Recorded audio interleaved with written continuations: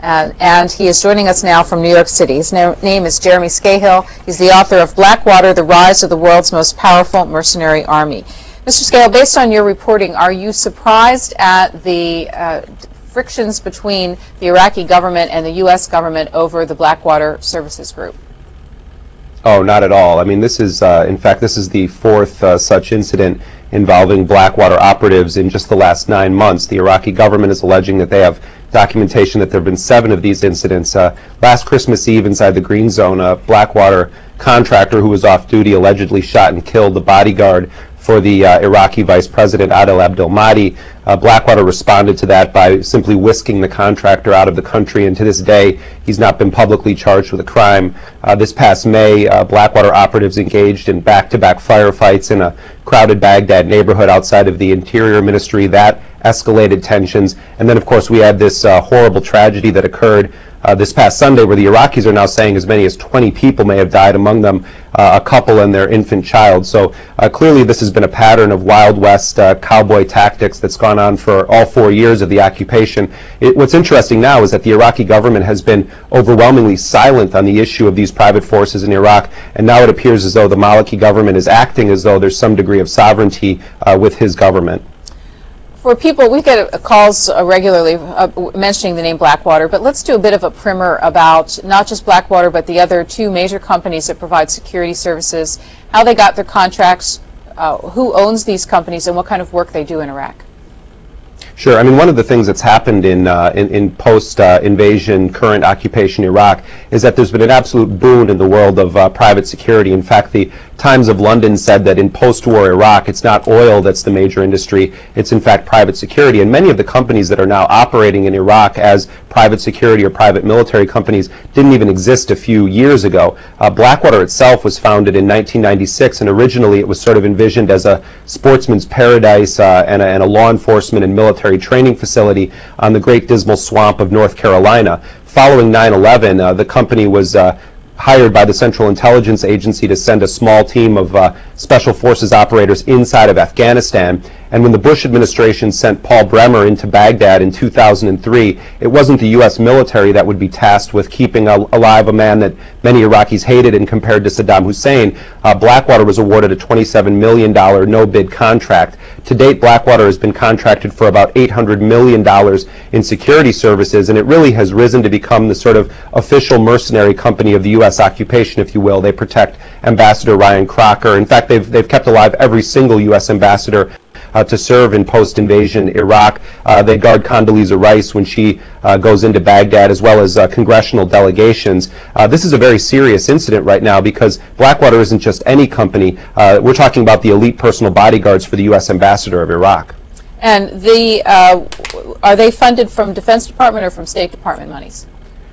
Well, many people erroneously believe that Blackwater has been hired by the Pentagon, but in fact it's the U.S. State Department that hires Blackwater through its Division of Diplomatic Security. And the owner of Blackwater is a man named Eric Prince, who's a very right-wing evangelical Christian who's poured a lot of money into the campaign coffers of President Bush and his political allies. And that certainly is another reason, I think, why a lot of people pay close attention to the kinds of contracts that Blackwater has been winning under the so-called War on Terror. And if you looked in terms of estimated numbers, how many, you call them mercenaries, how many private contractors are there estimated to be in Iraq providing security services?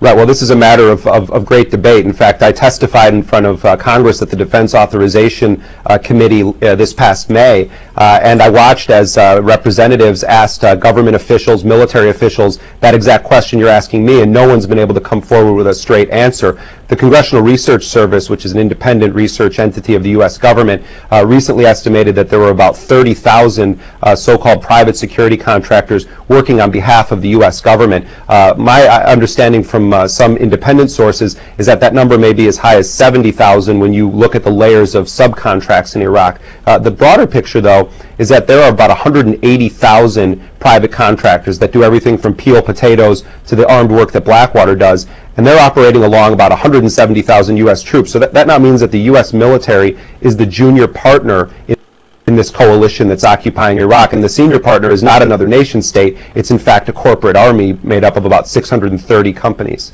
Jeremy Scahill joins us live from New York City. Let's get to your telephone calls. Our topic is on Blackwater and their security services that they provide in Iraq, and what are their operating rules, and who has oversight for the work that they do. Some of the questions being asked in light of the most recent incident in Iraq and the tensions that it has caused between the U.S. and Iraqi government. Here are the phone numbers: 202-737-0002 for Democrats, for Republicans 202-628-0001, and for Independents 202-628-0205. As our calls are coming in, Mr. Scahill, will you talk a bit about whose rules they are required to follow when they work on the ground in Iraq? Well, the technical rules that govern these private forces in Iraq do differ slightly from those of the U.S. military, the active duty soldiers. These contractors are only supposed to engage in defensive operations, and the primary task that a company like Blackwater has in Iraq is to keep alive or to protect its noun, whether it's a person, place, or a thing. Most often it's a diplomat or an official of the occupation traveling from point A to point B, and this is where the waters get muddy, because if an Iraqi vehicle veers too close to a Blackwater convoy and the Blackwater operatives say, well, we think that might be a suicide bomber, and they open fire, and oh, it turns out that it was actually a couple and their small child, was the perceived threat actual or real? The fact is that these so-called rules of engagement under which these guys operate are oftentimes thrown out the window, and we've seen numerous instances of indiscriminate fire against Iraqis, not just on the part of Blackwater, but on the part of many of the security contractors. The major problem right now is the issue of accountability. When these guys shoot and kill someone, who's going to prosecute them? Who's going to go after them? The U.S., when Paul Bremer was in Iraq in 2003, 2004, issued an edict known as Order 17, which essentially banned the Iraqi government from prosecuting any contractors for crimes committed in Iraq in the Iraqi court system. And so right now, the only option for prosecuting misconduct or criminal activity on the part of these contractors would be U.S. civilian law. And the theory behind it is that U.S. investigators will go over to Iraq, they'll investigate the crime, they'll arrest the individual in question, they'll bring them back to the United States, and they'll try them in a U.S. civilian court. I mean, it looks interesting on paper, totally unenforceable. The other option is to put them in the court-martial system, which of course would face a lot of constitutional challenges. But the real crisis right now in Iraq is that the Iraqi government is saying that it has the right to prosecute these individuals based on Sunday's incident in Iraqi courts. And I think what we're going to find is that Blackwater will try to take those individuals out of the country, perhaps on orders from the U.S. government, so that they would avoid a scenario where U.S. mercenaries would appear in Iraqi courts. We did ask representatives of Blackwater to appear on the program, and although they have in the past, they have declined given the pending investigation. Jeremy Scahill is the author of this new book in bookstores right now called Blackwater. Let's get to calls for him, beginning with one from Riverside, California on the Republican line. Go ahead, please. Good morning. You have a very intriguing and right-on book there. It's really bold and very needed disinformation. I was wondering if you had a clue whatsoever about the 800-plus detention camps here in America that are already staffed and armed, and KBR got this contract, and it's like they already know why they're there. They're armed, and it's like they're waiting for, some event or something to fill all these camps.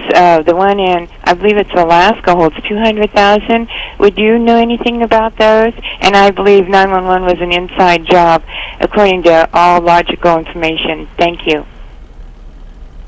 Well, what I could say about that is that we're certainly in this country in the midst of the most radical privatization agenda in the history of our nation, and we certainly see it in our schools, we see it with prisons, we see it in law enforcement, and now we're seeing it in a very unprecedented way on the battlefield in Iraq. And one of the next frontiers of this, of course, is going to be the Border Patrol.